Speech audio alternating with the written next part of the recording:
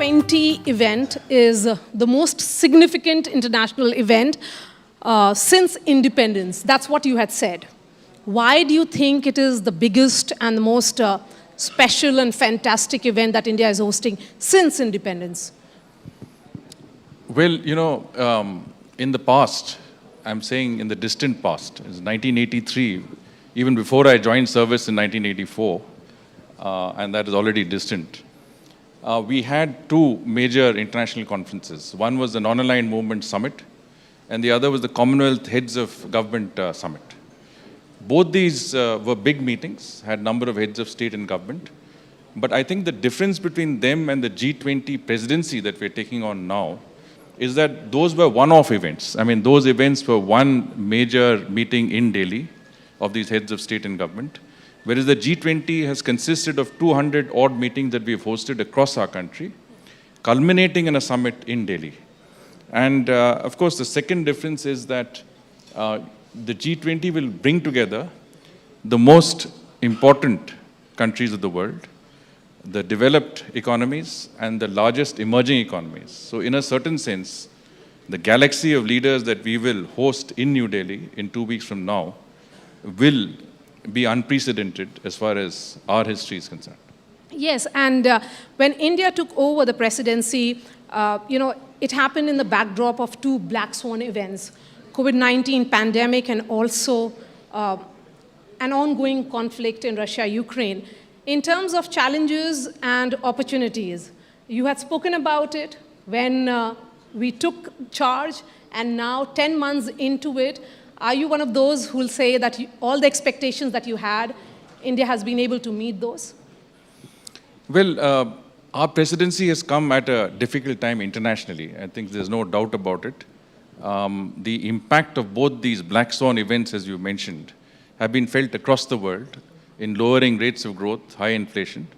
But it's the developing world, the global south, that has faced the brunt of of these crises, whether it is through the increasing costs of essential imports of food, fuel, and fertilizers, whether it's through lowering demand for their services and goods. It has led to a level of indebtedness that we have not ever seen. There are 70 low-income countries in the world today who are either indebted or at the risk of indebtedness. And that's really unprecedented. So given those circumstances, and given the fact that there is a huge expectation from the international community that the G20 will take up the mandate to provide macroeconomic and financial stability in the world, I think our presidency is very important. And we have to keep in mind the fact that the organizations, the international organizations that really should be dealing with these crisis situations, whether it's the United Nations or other international organizations, have today not been able to perform up to expectations. The lack of representation in these organizations has led to a lack of trust and effectiveness. So in those circumstances, it is the smaller groupings like the G20 that have come to the fore, that have the representational nature. They have also the necessary, I would say, wherewithal in implementation terms, because you have all the organizations, the UN, the IMF, World Bank, OECD, regional organizations like the African Union and the ASEAN as part of the G20 meeting. So when the G20 takes a decision, its implementation is across the board, is very effective. So our presidency comes at that moment. And I think, for many countries, India's presidency is, for them, a ray of hope. And we have engaged the Global South. We've had a dialogue. But from their perspective, this is an opportunity for them for the G20 to provide some sort of guidance, some sort of solutions to global challenges. Yes, since you've spoken about the Global South, I'm going to take that in a bit. But before that, when Prime Minister Narendra Modi officially India took over the presidency in December 2022 in Bali, he had said that India will ensure that G20 in India would be decisive, action-oriented, and ambitious. How much of that has been achieved, particularly in the sense of inclusivity? Yes, I think, the vision of the Prime Minister was to take the G20 presidency to a level where we meet the expectations, not just of our partners in the G20, but the entire international community, especially, as you said, the global south. And if you see our broad priorities, how to stimulate growth, how to provide momentum to the faltering SDG process, how to use digital public infrastructure to empower people, how to strengthen multilateral institutions, and how to foster women-led development. These have been our broad priorities, and these are the priorities of the global south. And I think even before we reach the summit, if you look at many of the 200 meetings that have happened, and especially the ministerials that have resulted in outcome documents and consensus formulations from within the G20, you can see that much of what we set out to achieve has received a lot of support and traction from the G20 members. So take the SDGs. For example, we have a 7-year plan to stimulate the SDG process up to 2030, and that has been endorsed by the group. We have a broad, the high principles of digital public infrastructure. Everybody agrees that we can use the G20's experience and expertise, and especially that of India, in terms of digital public infrastructure, to take it to countries across the world, especially developing countries, and to help them empower their own citizens, ensure that delivery of developmental and other benefits reaches the grassroots levels, as we have done in our own country. You take the multilateral development banks, for example. There's a sense that the IMF, the World Bank, haven't performed up to expectations in the 21st century.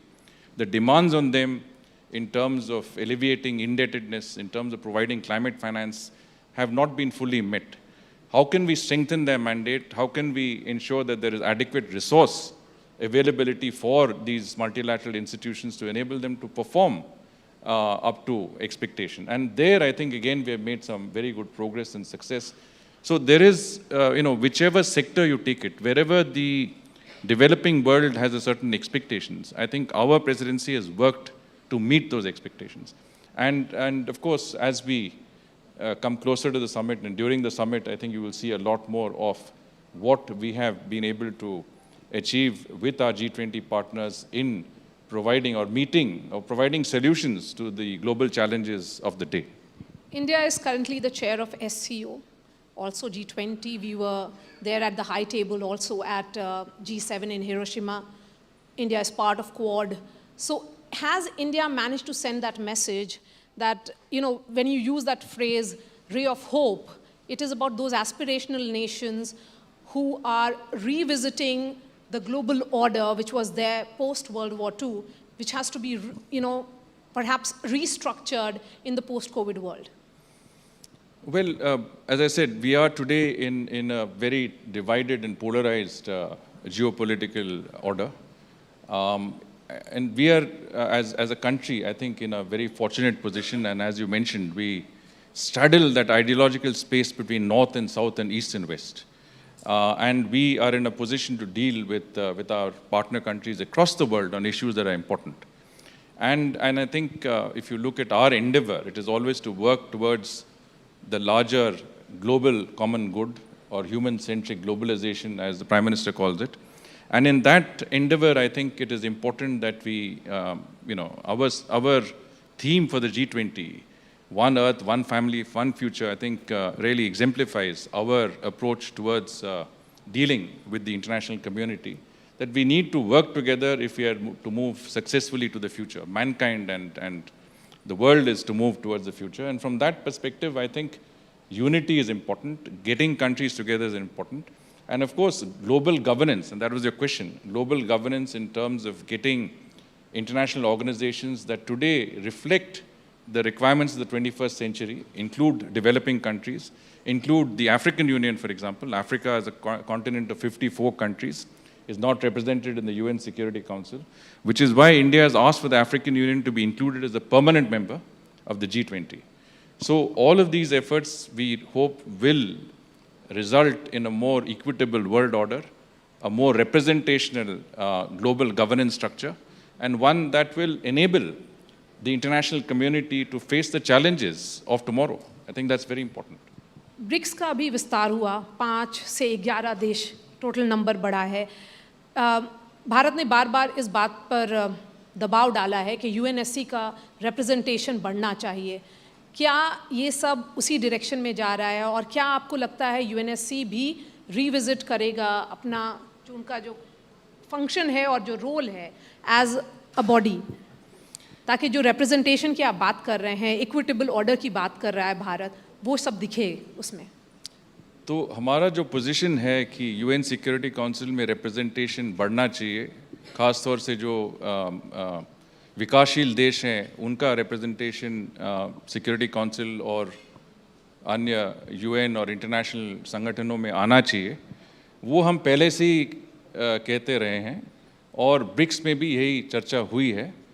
अगर आप देखें तो G20 में या BRICS में या SCO में जितने भी इंटरनेशनल ऑर्गेनाइजेशन में हम संसद हैं, वहाँ पे हमने ज़रूर ये पॉइंट का जिक्र किया है कि वर्ल्ड ऑर्डर जो है रिप्रेजेंटेशन होना चाहिए और ऐसे देश शामिल होना चाहिए इन संगठनों में जिससे प्रभाव पड़े, जिससे फ़र्क हो और जिससे वर्ल्ड गवर्नेंस जो है बेहतर रहे।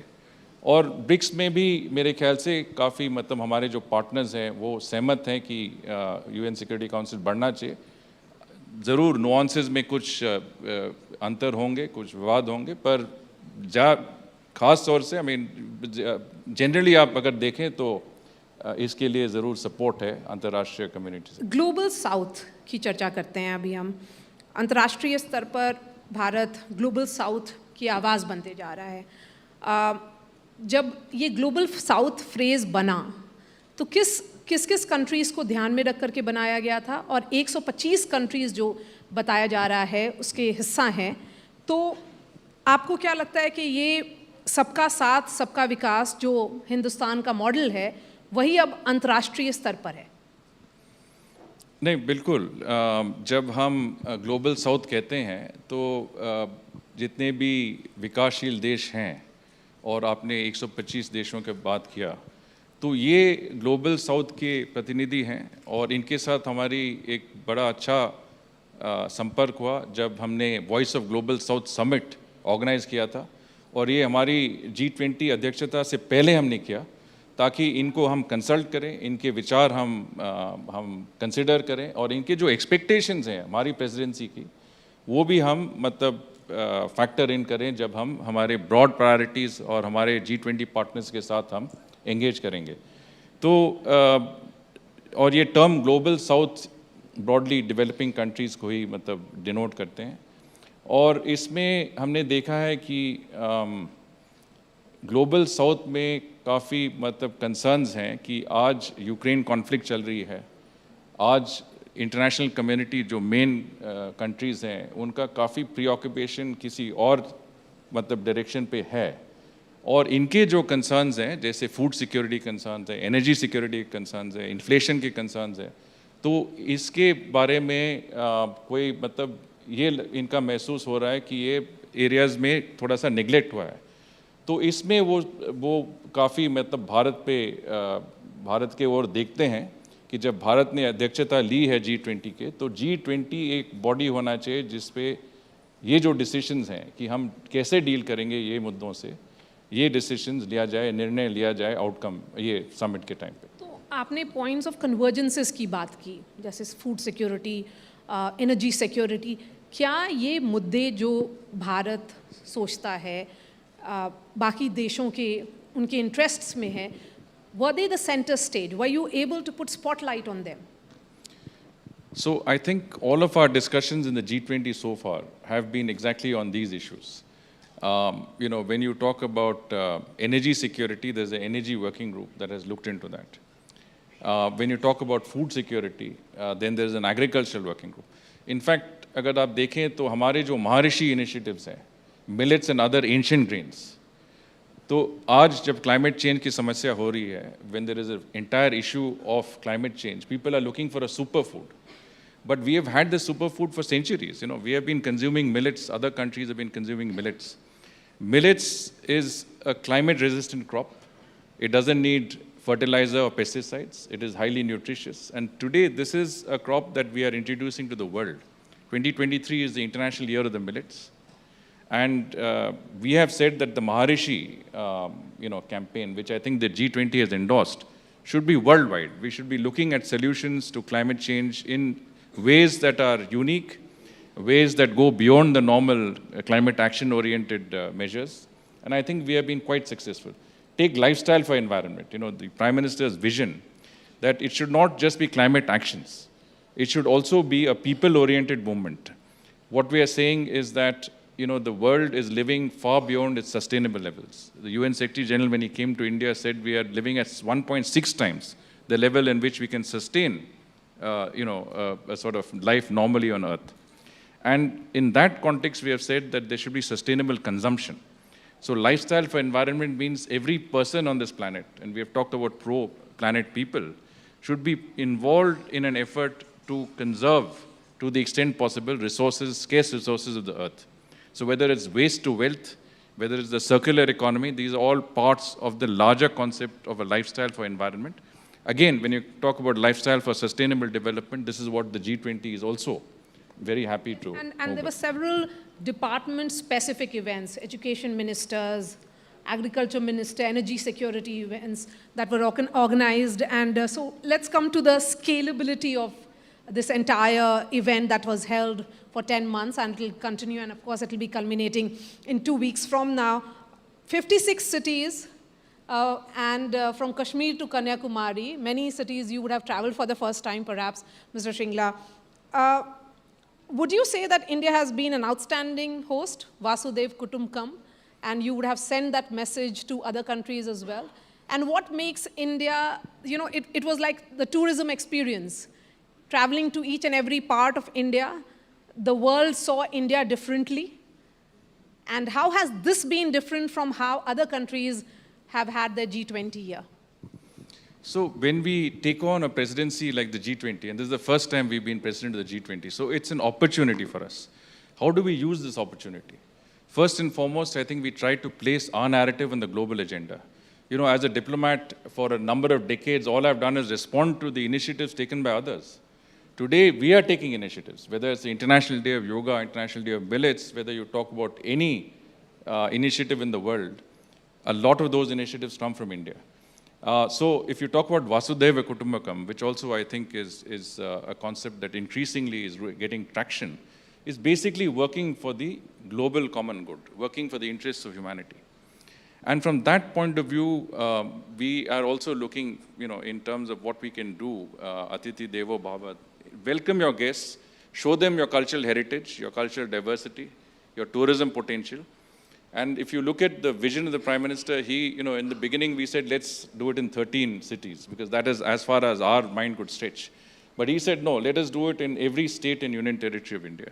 And today, I think we will have completed 200 meetings in about 60 cities. I mean, by the time we finish our presidency, we would have completed that record.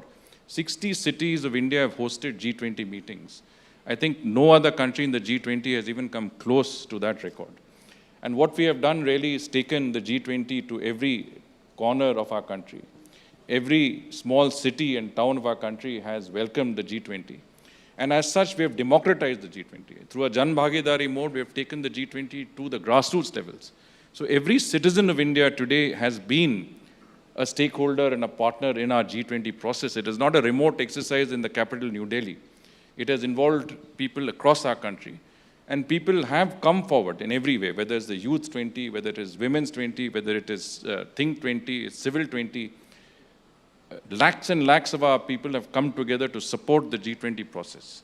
So I think this has made, the democratization of the G20 has made it, as has been said earlier, a people's G20, has popularized it. And today, I think it is, if you look at our logo, initially we tried to say that, you can use the logo, and we were very selective. But everybody now uses the logo, right from shopping malls to auto rickshaw drivers. It's ubiquitous, it's all over the country. There are multinational companies coming to us and saying, can we use your logo? And you talked about Srinagar. I was there when an international media person asked me, he says, how much are you paying these companies to use your logo? So we said it's the other way around. Companies should be paying us to use our logo. It is that popular.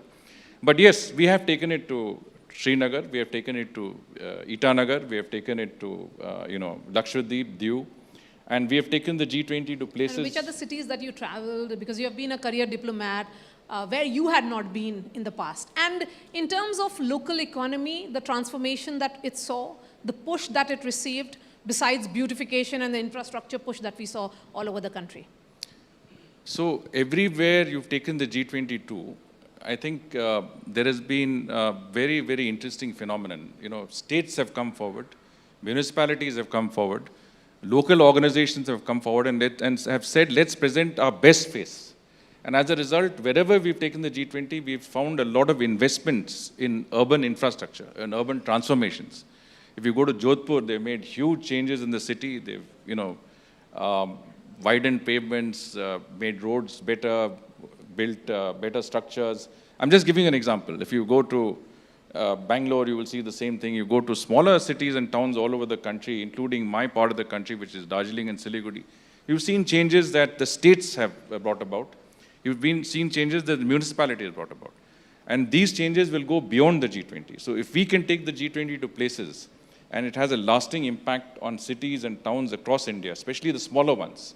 You know, cities are competing to be the cleanest city, the best city, the most, I would say, efficient city, and so on and so forth. Srinagar, for example, the Smart Cities program coincided with the G20, and that city was transformed. People are absolutely amazed at what Srinagar looks like. That walk along the Jhelum, the Dal Lake, etc., has been completely, changed and improved.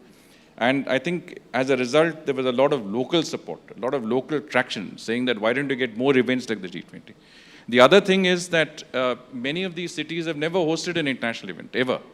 So you host an international event like the G20, you have about 200 delegates that come from all over the world, a couple of hundred media people. These cities are encouraged because they've expanded capacity, they're confident, they can now host not only international conferences, they can host commercial conferences, they can host MICE events. And I think this is the difference that it has made, which will, I think the resonance of this will go far beyond our G20 presence. And we have Youth 20 and Women 20 also in the audience who will be asking some questions to you. So let's open the floor for some questions now. Will the mic be moved, please? Yes, please.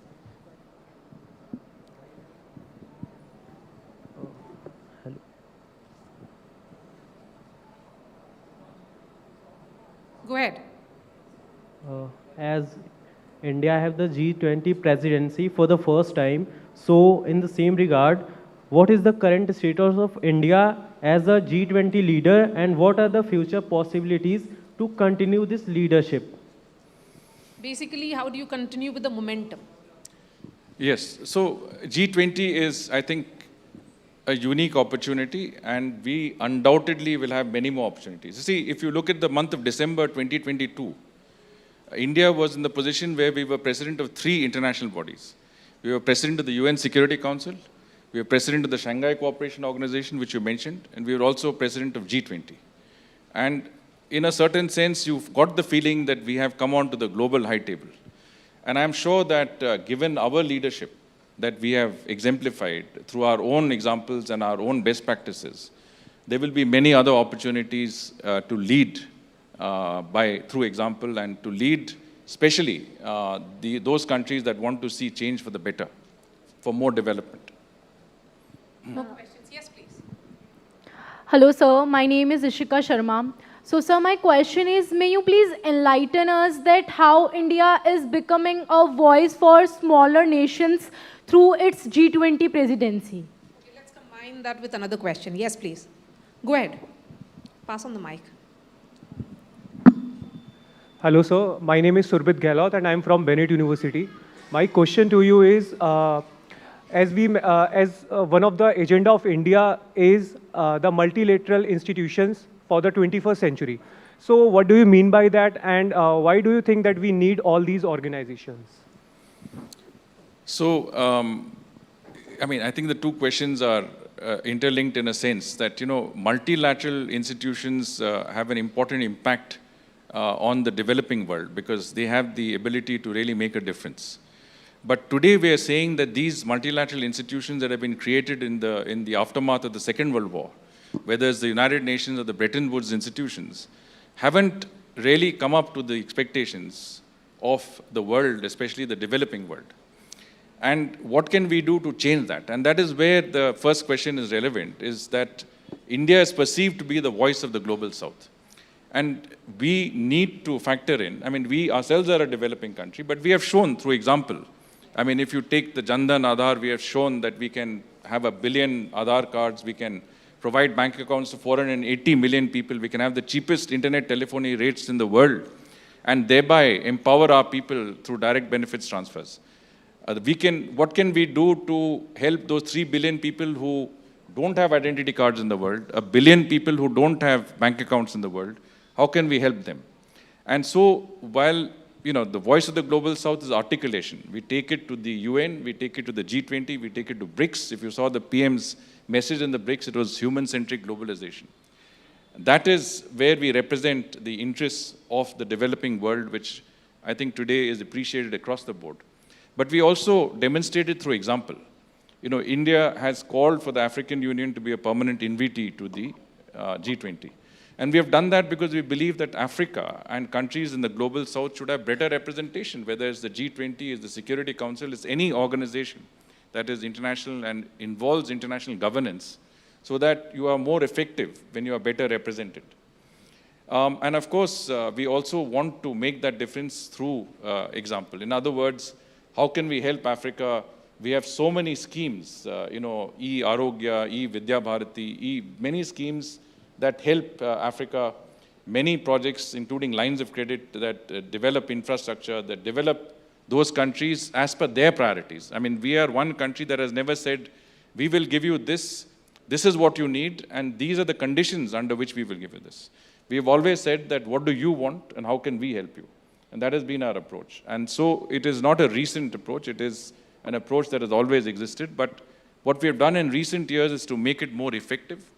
We have certainly made our foreign policy oriented towards working for the global common good, whether it's in COVID, where we gave medicines to over 190 countries, whether through Vaccine Maitri, we shared our limited vaccines with countries across the world. We have demonstrated that we have the potential and the willingness to help countries, the developing countries across the world. So we are not just a voice, we are more than a voice. We are also a practical example of what developing countries can do and do to help themselves, and of course, articulate it through bodies and organizations in which we have a leadership position. Let's take some more questions. Yes, please, ma'am, go ahead. Yeah, hello. Please elaborate a little more about how Kashmiri people have taken this, because the young generation, this is the first time they are seeing something like this happening in their city. So, Sure. Some anecdotes also if you have to share.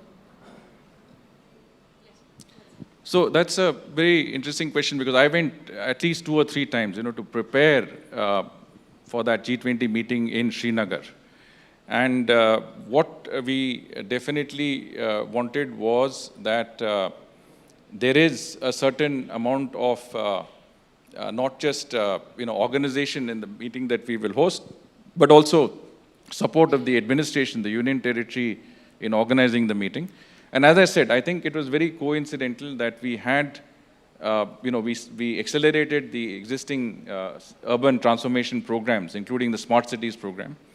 When I went 6 months earlier, there was a lot to be done. But when we went for the actual meeting there, what I found was that there was a world of difference. The city had been completely transformed. And I think beautified, improved, but improved in ways that are long-lasting, not just cosmetic improvements. The people, my sense was, because I tried to move around as much as possible in Srinagar myself. I went on the Jhelum walk, I went on the Dal, we went to various parts of Srinagar. And I also talked to people across the board. And what I found was that people said, look, we've never had this sort of international event. That you could bring 200 foreign delegates and have a tourism meeting. That means the top world tourism officials come down to Srinagar, come down to Jammu and Kashmir. People could never imagine that's possible. And it was conducted in an atmosphere of complete peace and tranquility. There was not a single demonstration, not a single incident in that period of time. And I'll tell you why that was. Because people believed that this was in their own interest. People were supportive of that G20 process. And the one thing we heard from a lot of people was, please do more of these international events. We need this sort of attention. We need this sort of support. And I think if you look at the Sher-e-Kashmir Convention Center, it's a very nice one, completely upgraded for the G20. They can host international meetings of a similar nature. I mean, they have the confidence now, they have the ability to do it. And I'm sure you'll see much more. As the train reaches Srinagar, as the highway, the highway connecting Jammu and Srinagar becomes operational by this year, we already had about 2 crore tourists that were expected this year. And many more have come. I think the Lieutenant Governor made a statement that because of G20, many more tourists have come. The number of foreign tourists have increased enormously. And I was asked very often there by the media, they said, many of the embassies have put out advisories that you should not visit Srinagar. And my point was that if you see around us, you're seeing representatives of all these countries. The top officials of all these countries are here. We also have a lot of foreign tourists coming in. And none of them have experienced any issue because everybody in Jammu and Kashmir believes that tourism is in their own interest. There is a percolation of wealth down to the grassroots level. The chap making, a piece of handicrafts which is bought by tourists is benefiting. The person at the absolute bottom rung of that socioeconomic ladder is also benefiting. So there is benefit across the board. And I think this is what G20 has done. Srinagar is a very, very good example, but across the board, whether it's the northeast, whether it is, in the south, west, you have actually stimulated, your own handicrafts, your own craftspeople, your own cultural people, your own cuisines, and popularized them across the world and given confidence to our citizens across the country. And I think this is really what matters. But Srinagar for me is always, somehow I feel very attached to that one meeting because we have spent so much effort in making that meeting a success. And the fact that our delegates have gone back and said that this is the best meeting we have had, this is the best exposure we have had, I think gave us a lot of satisfaction. Okay, so we have really come to the end of this discussion. Ma'am, you want to have a quick question, please, 30 seconds. I'm Dr. Nidhi Jha, I'm a gynecologist. I just want to ask, what do we have for healthcare sector being president of G20? So healthcare, there is a lot of global interest because after COVID, everybody wants to work together to promote global cooperation in healthcare. One of the most important things is that how do we respond to emergencies in the future? If you have another pandemic of that nature that we just experienced, how does the global community come together? So there is a decision to establish a mechanism whereby countries can cooperate more effectively. There is, of course, digital health. We have led by example, Arogya Setu or Co-Win platform through which we administered over 2 crore vaccines to our people. All of these examples are those that we can use and we have used in the health sector in the G20. So I think that is an area of success and where I think everybody was keen to cooperate and get the results. So my last question, G20 finance ministers meet failed to agree on a joint statement. How optimistic or positive are you for when the heads of state meet? I would put it somewhat differently. I think they succeeded in getting an outcome that everybody agreed to.